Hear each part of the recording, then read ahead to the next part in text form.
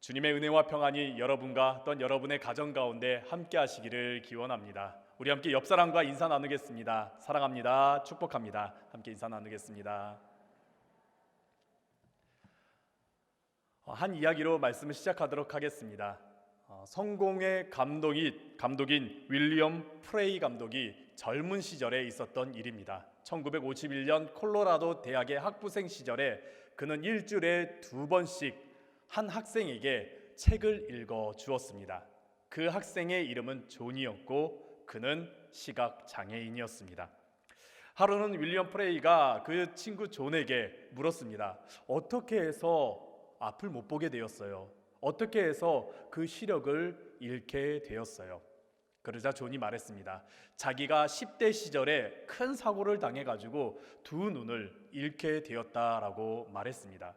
그러면서 자신이 얼마나 절망했는지, 자신이 얼마나 그 삶을 포기하고 싶었는지, 얼마나 자신이 잘못된 길을 걸어가고 있는지에 대해서 이야기를 하기 시작했습니다.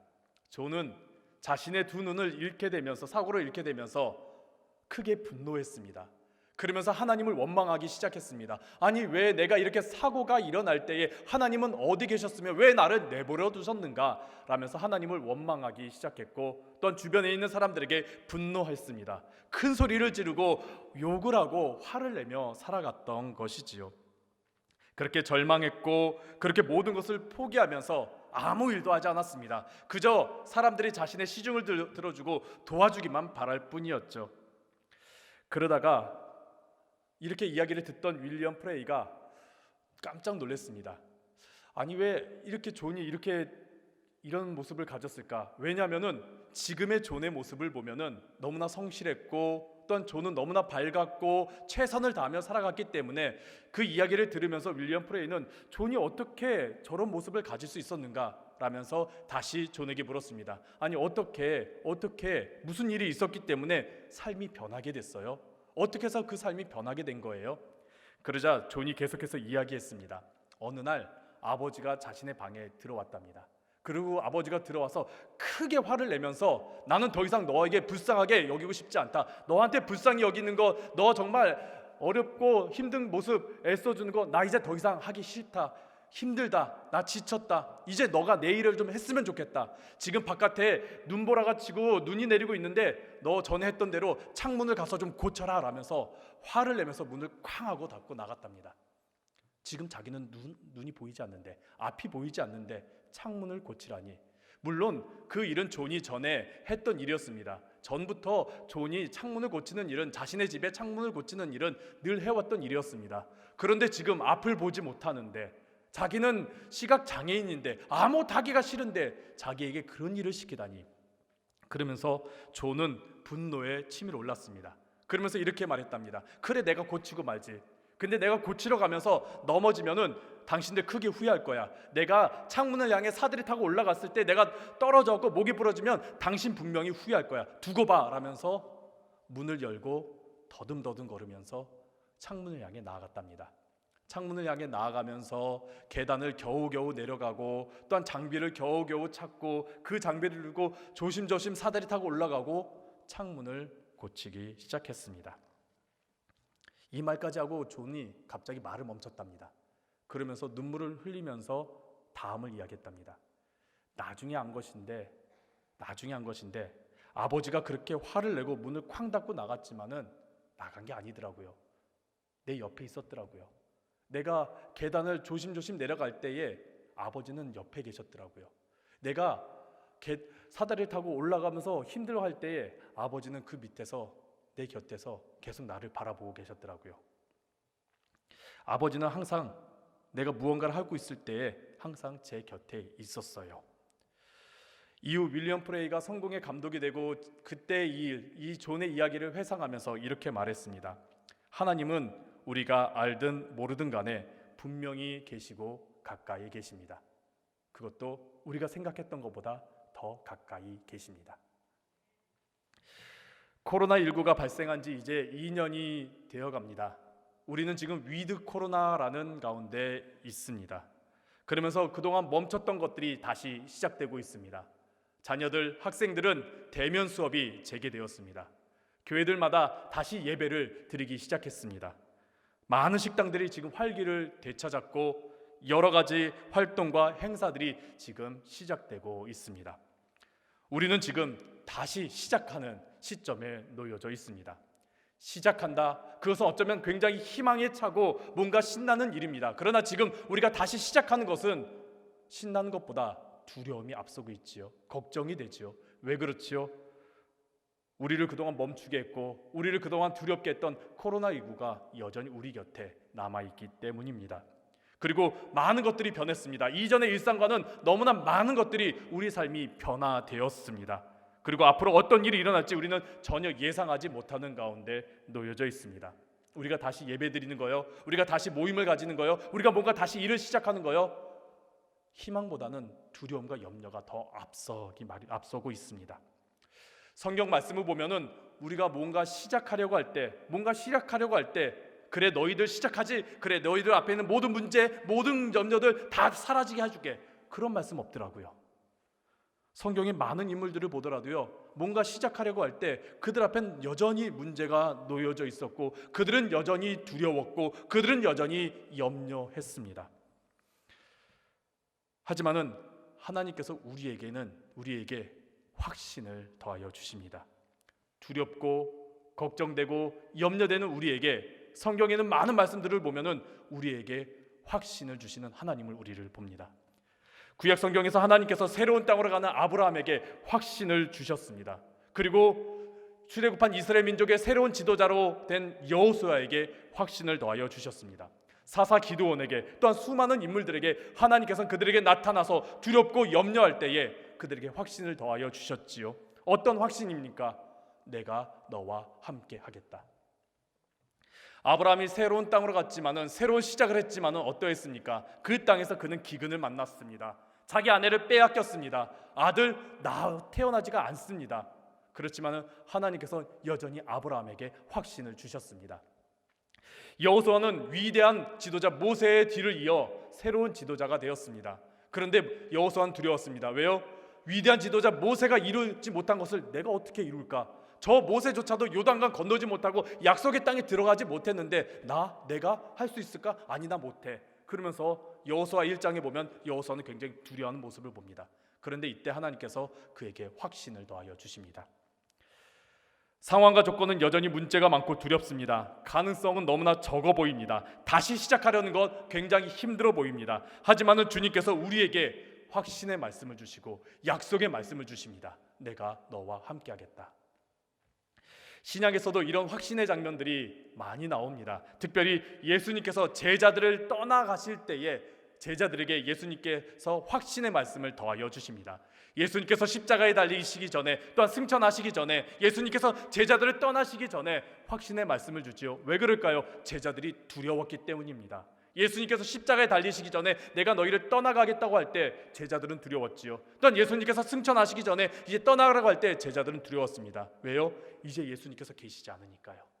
그동안 예수님께서 함께 있을 때에 그들은 무엇이든지 다 할 수 있는 줄 알았습니다. 예수님의 놀라운 이적, 또한 말씀, 예수님의 그 권능을 보면서 그들은 무엇이든지 다 할 수 있을 거라 믿었습니다. 그런데 그런 예수님이 떠나가신다고 말하자 그들은 두려웠지요.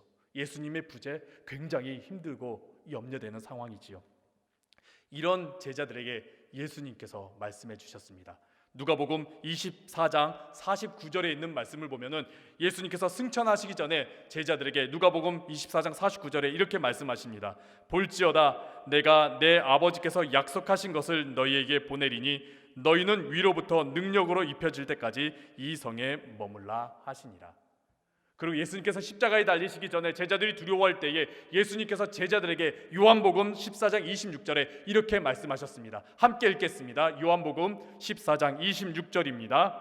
보혜사 곧 아버지께서 내 이름으로 보내실 성령 그가 너희에게 모든 것을 가르치고 내가 너희에게 말한 모든 것을 생각나게 하리라.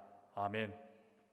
두려울 때에, 염려될 때에, 걱정될 때에, 어찌할지 모를 때에 우리 주님께서는 우리에게 확신의 말씀을 주셨습니다. 내가 성령을 너희에게 보내리라. 성령님을 우리에게 보내주셔서 성령님께서 우리와 함께하게 하시고 또 성령님께서 우리에게 도와주신다라는 그 약속의 말씀을 주셨습니다. 여러분, 성령님 하면 떠오르는 이미지가 어떤 것이 있습니까?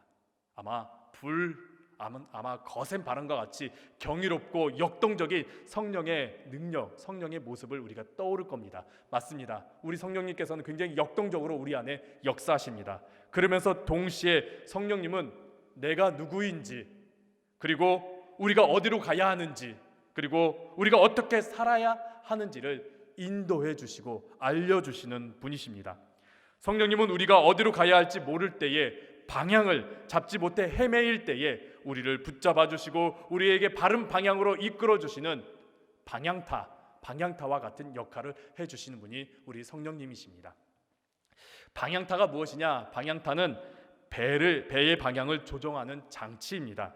방향타가 있어야지만이 배가 바른 방향으로 갈 수가 있습니다. 만약에 방향타가 없이 망망대해를 가게 된다면은 배는 길을 잃고 맙니다.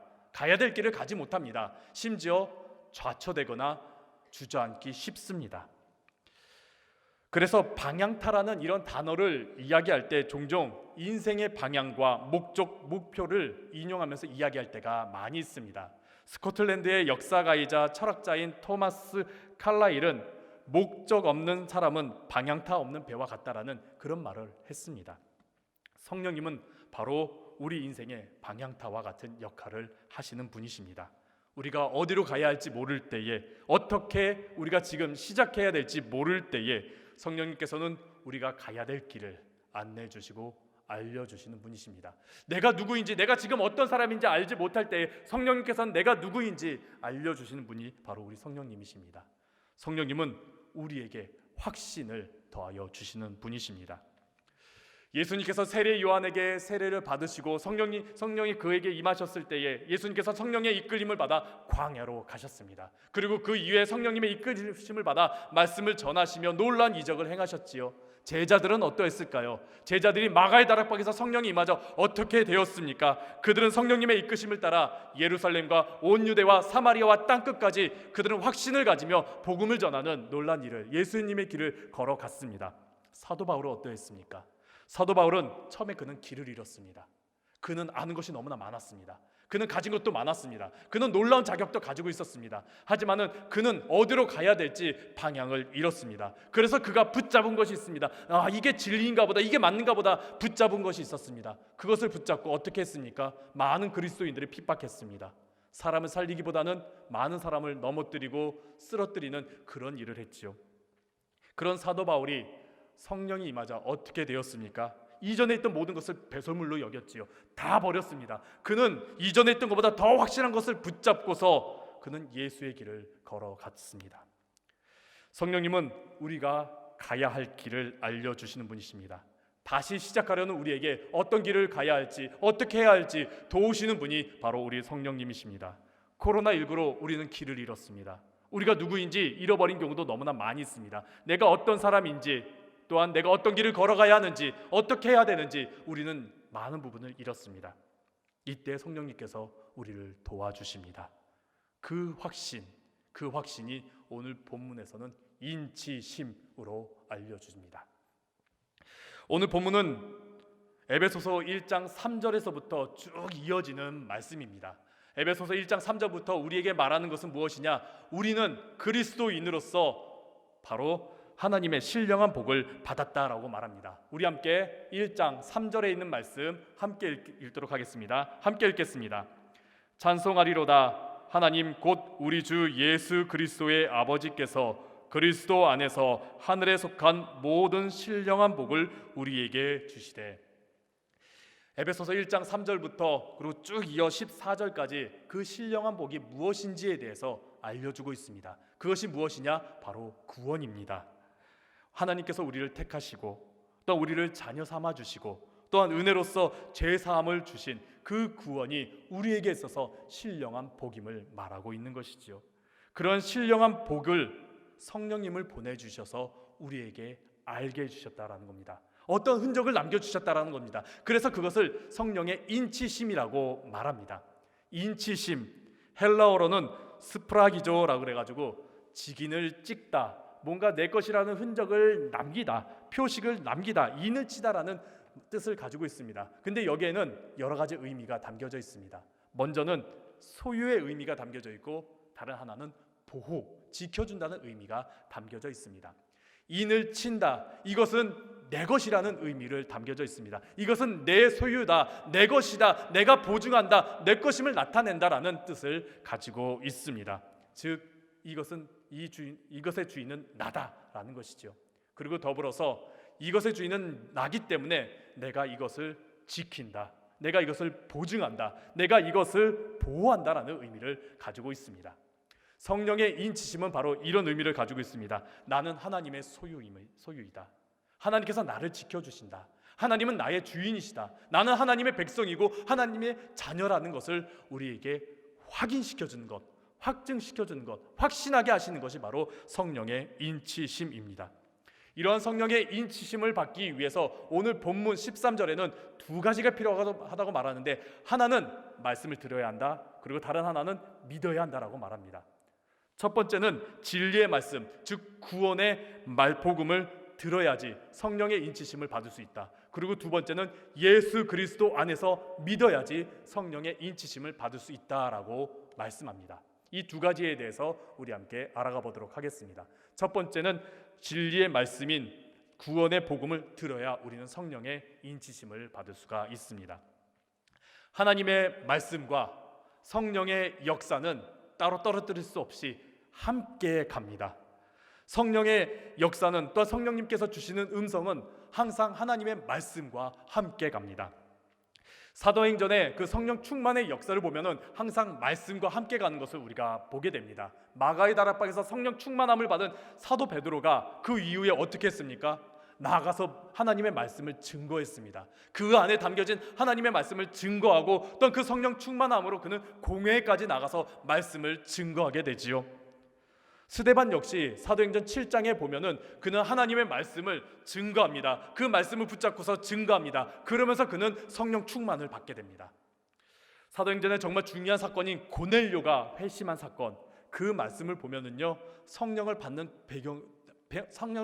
그 과정이 나옵니다. 우리 함께 사도행전 10장 44절에 있는 말씀 함께 읽겠습니다.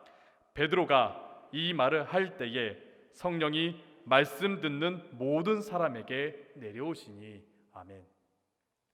하나님의 성령님은 말씀 가운데 역사하시고 말씀 가운데 들려주시고 말씀 가운데 우리를 인도하십니다.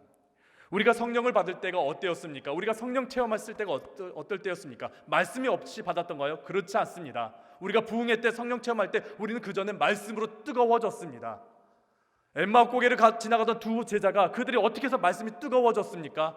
예수님과 함께 말씀을 나누었을 때지요. 말씀 가운데 있을 때였습니다.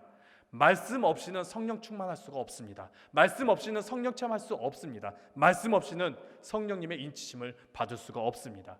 말씀 없이 영적 체험한다? 그것은 굉장히 위험합니다. 한 목사님께서 이런 비유를 말씀하셨습니다. 벽난로와 불에 대한 비유인데 거기에서 벽난로는 성경 말씀이었고 불은 성령이었습니다. 그 목사님이 이렇게 말합니다. 집에 벽난로만 있고 그 안에 불이 없다고 생각해 봅시다. 아무리 멋진 벽난로가 있어도 집을 따뜻하게 할 수 없습니다. 즉 불이신 성령님 없이는 성경 말씀은 우리에게 차갑게 다가올 수 있습니다. 반대로 불은 있는데 벽난로가 없다면 어떻게 될까요? 어딘가에 불은 붙일 수 있겠지요. 그러나 어떻게 되겠습니까? 따뜻하다 못해 뜨거워집니다. 왜요? 집을 태워버리기 때문이죠. 그 불을 제어할 수 없고 그 불을 어떻게 할 수 없기 때문에 그 불이 자신의 모든 것을 태워버립니다. 심지어 옆에 있는 이웃들의 집까지 태워버릴 수 있는 큰 위험을 가지고 있습니다. 벽난로인 성경 말씀 없이 불이신 성령님의 능력을 쫓다가는 큰 문제가 나타납니다. 기준도 없고 절제도 없기 때문에 하나님의 성전인 자신도 태워버리고 옆에 있는 이웃도 지체도 태워버린다라는 것이지요. 그래서 종종 우리 주변에 말씀 없이 성령 체험하겠다고 성령 쫓아가겠다고 하시는 분들 보면 우리는 어떻습니까? 걱정됩니다. 저러다가 어떻게 되려고. 맞습니다. 성령님은 말씀과 함께 갑니다. 우리가 어려울 때에 또 우리가 힘들 때에 갑자기 우리 안에 떠오르는 말씀들이 있지요. 우리가 길을 잃었을 때, 우리가 고민될 때에 갑자기 우리 안에서 떠오르는 말씀들이 있습니다. 그 말씀이 왜 떠오릅니까? 먼저는 그 말씀을 읽었기 때문이고요. 그리고 성령님께서 우리를 도우시기 위해서 그 성경 말씀을 떠오르게 하시는 것이지요. 그렇기에 말씀과 성령님은 분리할 수가 없습니다. 모든 성령의 역사는 말씀 안에서, 말씀을 듣는 가운데, 말씀을 묵상하는 가운데 나타납니다. 그렇기에 성령님의 인도하심을 받아 다시 시작하려는 우리 성도 여러분, 말씀을 붙잡으시길 바랍니다. 다시 말씀을 읽으시기 바랍니다. 다시 말씀 가운데 거하시기를 간절히 바랍니다. 하지만 말씀을 잘 안다고 해서 모두가 성령을 받는 것은 아닙니다. 성경을 잘 아는 사람들 중에서도 성령의 인치심을 받지 못하는 이들이 있습니다. 그래서 그들은 자신이 하나님의 자녀인지 알지 못합니다. 하나님께서 나를 도우시고 인도하신지를 알지 못하는 가운데 살아갑니다. 왜 그럴까요? 바로 예수 그리스도 안에 믿음이 없기 때문입니다. 사도행전 19장을 보면은 에베소 지역에 복음을 전하는 사도 바울의 내용이 나옵니다. 에베소에 복음을 전하는 가운데 사도 바울은 제자들을 만납니다. 그 제자들은 누구냐? 성경 말씀도 알고 있는 사람들이고요, 또한 예수 그리스도를 잘 알고 있는 사람들입니다. 그들은 복음을 받은 사람들입니다. 그들에게 나가서 사도 바울이 묻습니다. 당신들 성령 받았습니까? 사도행전 19장 2절에 있는 말씀입니다. 이르되 너희가 믿을 때에 성령을 받았느냐? 이르되 아니라 우리는 성령이 계심도 듣지 못하였노라. 이들은 성경에 있는 말씀을 알고 있는 사람들이었습니다. 예수 그리스도의 말씀도 아는 사람들이었습니다. 그런데 왜 이들이 성령을 받지 못했을까요? 성령을 모른다고 했을까요? 그들은 예수 그리스도 안에 있는 것이 아니었습니다. 그들은 여전히 유대인 안에 있었기 때문에 그들은 예수님도 알고 성경 말씀도 알지만은 성령을 받지 못했던 것이지요. 그 사도행전 19장에 있는 말씀 쭉 읽어보면 이렇습니다. 그들은 세례 요한의 세례는 아는데 예수 그리스도의 세례는 모른다. 예수 그리스도의 이름으로 받는 세례는 모른다라고 말합니다. 이 두 가지의 차이가 무엇일까요? 세례 요한의 세례는 회개의 세례입니다. 유대인들의 말씀 가운데 중심되는 세례입니다. 그렇다면 예수 그리스도의 이름으로 받는 세례, 지금 우리가 받는 세례는 무엇입니까? 바로 예수님을 영접하고 예수님께서 나의 주인이심을 고백하고 주님을 의지함을 사람들 앞에서 당당히 고백하는 믿음 안에서 받는 세례이지요. 즉 당시 에베소 지역에 있던 많은 사람들이 예수님을 알고 또한 성경에 있는 말씀도 잘 알았지만은 예수님을 영접하지 못하고 예수님을 구주로 고백하지 못했던 사람들이 너무나 많았던 것입니다. 그래서 그들은 성령을 받지 못했던 것이지요. 성령은 말씀을 듣고 예수 그리스도 안에서 믿었을 때에 받는 것입니다. 예수님의 말씀을 듣고 예수님을 주님으로 영접하고 또한 구주로 고백하고 또한 의지할 때에 나의 주인이 주님이시고 내가 그리스도 안에 거하려고 할 때에 그때 우리는 성령님을 받고 성령의 인치심을 받게 됩니다. 갈라디아서 3장을 보면은 자꾸 갈라디아 교회 성도들이 예수님 안에 거하기보다는 율법 안에 거하려는 모습을 나타내는 장면이 나옵니다. 사도 바울이 갈라디아 지역에 열심히 복음을 전하면서 그들이 정말 주님 안에 거하게 만들었는데 그들이 언제부터인가 율법 안에 있으려고 하는 모습이 나타난 것이죠. 그러자 사도 바울이 화를 내면서 그들에게 다그치면서 말합니다. 갈라디아서 3장 2절에 있는 말씀입니다. 내가 너희에게 다만 이것을 알려 하노니 너희가 성령을 받은 것이 율법의 행위로냐 혹은 듣고 믿음으로냐. 갈라디아 교회 성도들이 자꾸 율법 안에 거하게 되자 사도 바울이 말합니다. 너희가 성령 받은 것, 너희가 성령의 인치심을 받은 것, 너희가 그리스도인으로 확신을 가지는 것, 너희가 지금 가지는 이 확신이 율법 때문이냐? 아니면은 말씀을 듣고 믿음으로냐? 우리 그리스도인들에게 있어서 성경을 많이 하는 것 중요합니다. 성경 배우는 것 중요합니다. 하지만 여기에 있어서 기본이 돼야 될 게 무엇이냐? 우리가 그리스도 안에서 믿음을 가지고 성경을 읽고 우리가 배워야 합니다.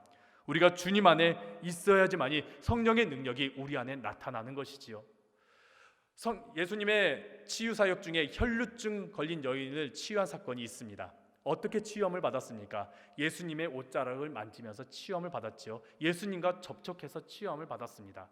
그런데 그 당시에 많은 사람들이 예수님을 접촉하고 있었지요. 많은 군중들이 예수님을 밀치고 있고 예수님을 둘러쌌습니다. 그렇기 때문에 많은 사람들이 예수님과 접촉하고 있었던 것이죠. 그런데 그들에게 능력은 나가지 않았습니다. 능력이 나타나지 않았습니다. 그들에게는 아무 일도 없었습니다. 단지 혈루병 걸린 여인 단 한 사람만 예수님의 능력이 그에게 나타났고 치유함 받은 것이지요. 차이가 무엇입니까? 믿음이지요. 믿음. 이분이 나의 구세주시다. 이분만이 나를 치유할 수 있는 분이시다. 그 믿음이 있냐 없냐에 따라서 하나님의 능력이, 주님의 능력이 나타났냐 아니냐인 것이지요. 우리가 예수 그리스도 안에서 믿음으로 나아갈 때에 그때 비로소 하나님의 능력이 나타납니다. 성령님의 능력이 나타납니다. 그리고 우리에게 확신을 더하여 주십니다. 성령님의 인도하심 받아 다시 시작하려는 우리 성도 여러분, 믿음을 가지시길 바랍니다. 주님 안에 거하시면서 믿음을 가지시길 바랍니다. 다른 세상 안에 거하시지 마시고, 세상의 것에 거하시지 마시고, 확실하다고 믿어지는 세상의 것에 거하지 마시고 믿음으로 주님 안에 거하시기를 간절히 바랍니다. 우리는 말씀을 듣고 믿음으로 성령의 인치심을 받습니다. 하나님의 약속하신, 보내주신 그 약속하신 성령으로 우리는 인치심을 받아 나는 하나님의 자녀다, 나는 하나님의 백성이다, 나는 하나님의 소유다, 하나님께서 나를 지켜주시고 나를 인도하신다라는 그런 확신을 우리는 가지게 됩니다. 더불어 성령의 인치심으로 분명한 것은 하나님께서 내 곁에 계신다, 성령님께서 내 가까이에 계신다입니다. 성령님은 보이지 않습니다. 그렇지만 분명한 것은 내 곁에 계십니다. 그러면서 내가 하나님의 자녀임을 계속해서 증언하시고 말씀하십니다. 로마서 8장 16절에 있는 말씀입니다. 성령이 친히 우리의 영과 더불어 우리가 하나님의 자녀인 것을 증언하시나니, 성령님은 우리 안에서 내가 하나님의 자녀라는 것, 나는 하나님의 소유라는 것, 나는 하나님의 백성이라는 것을 계속해서 확신하게, 확인하게 해주십니다. 더불어서 성령님은 우리의 연약함을 잘 아시기 때문에 우리를 도와주십니다. 로마서 8장 26절에 있는 말씀 우리 함께 읽겠습니다. 로마서 8장 26절입니다. 이와 같이 성령도 우리의 연약함을 도우시나니 우리는 마땅히 기도할 바를 알지 못하나 오직 성령이 말할 수 없는 탄식으로 우리를 위하여 친히 간구하시느니라. 아멘. 성령님은 우리가 연약한 거 알고 계십니다. 우리의 육체가 연약한 거, 우리의 마음이 연약한 거, 우리의 결단이 연약한 거, 심지어 우리의 신앙이 연약한 것까지도 잘 알고 계십니다. 세상은 우리가 연약한 거 관심 없습니다. 아니, 오히려 그 연약함을 가지고 이용하려고 하지요. 하지만 우리 성령님께서는 우리의 연약함을 아시고 도와주십니다. 성령님은요, 우리가 넘어지는 거 원치 않으십니다. 성령님은요, 우리가 아픈 거 원치 않으십니다. 상처받는 거 원치 않으십니다. 그래서 우리를 친히 도와주십니다. 우리가 다시 시작하려고 할 때에 이제 위드 코로나로, 또한 코로나가 이제 사라질 거라는 것을 우리가 바라보는 가운데 다시 시작하려는 우리가 걱정되고 염려되지만은 우리 안에 있는 성령님께서 우리에게 말씀하십니다. 너는 하나님의 자녀다. 너는 하나님의 백성이다. 그리고 내가 너를 도와주겠다. 내가 너를 지켜주겠다. 우리 안에 성령님께서 말씀하십니다. 그 성령님의 도우심을 따라, 또 내가 누구인지 알려주시는 성령님의 그 말씀을 따라, 그리고 성령님께서 이끄시는 그 방향을 따라 나아가시는 여러분들 되시기를 간절히 바랍니다. 우리는 성령의 인치심으로 말미암아 확신을 가지는 사람들입니다. 두렵고 걱정되지만은 이 확신을 가지고 다시 일어나시고 다시 시작하시고 다시 뛰어나가시는 여러분들 되시기를 간절히 바랍니다. 주님을 바라보시고 또한 주님 안에 거하시며 말씀을 붙잡는 여러분들 되시기를 간절히 바랍니다.